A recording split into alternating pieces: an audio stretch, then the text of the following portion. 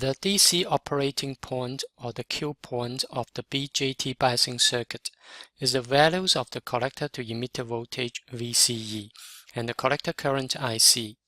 Q point is the acronym for quiescence point. Here is an NPN transistor. As silicon is usually preferred over germanium for the fabrication of semiconductor devices. All diodes and transistors discussed in this unit are silicon devices. VBB is equal to 9 volt, which is larger than 0.7 volt. 0.7 volt is the knee voltage of a silicon PN junction. Because VBB is larger than 0.7 volt, therefore, the base emitter junction of this NPN transistor conducts, and VBE is equal to 0.7 volt. Why? According to the practical diode model, when a PN junction conducts, the forward biased voltage is equal to 0.7 volt, regardless of the value of the current. We have discussed in the previous video, by applying Kirchhoff's voltage law or Ohm's law on this simple common emitter biasing circuit, we can derive an equation for the base current. With the given values of VBB and RB, the base current is calculated to be equal to 25 microamperes. As discussed before, the low-line equation can be derived by applying Kirchhoff's voltage law on the common emitter biasing circuit. With the given values of VCC and RC, this low-line equation is derived.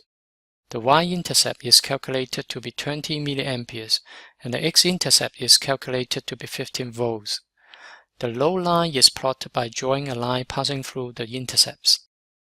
The base current has been calculated to be equal to 25 microamperes.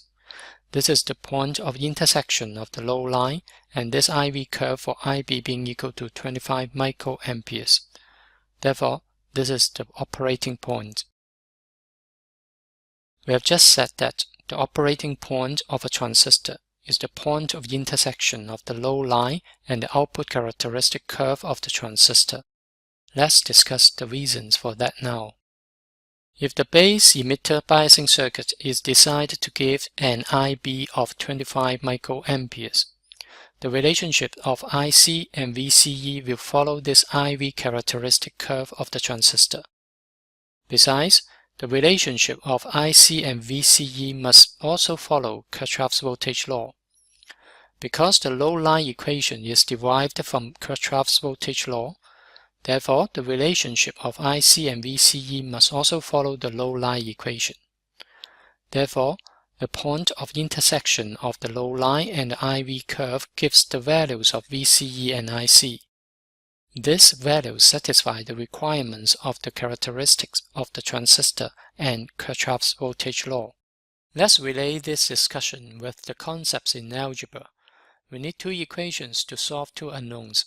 The point of intersections of the two equations is the solution of these two unknowns.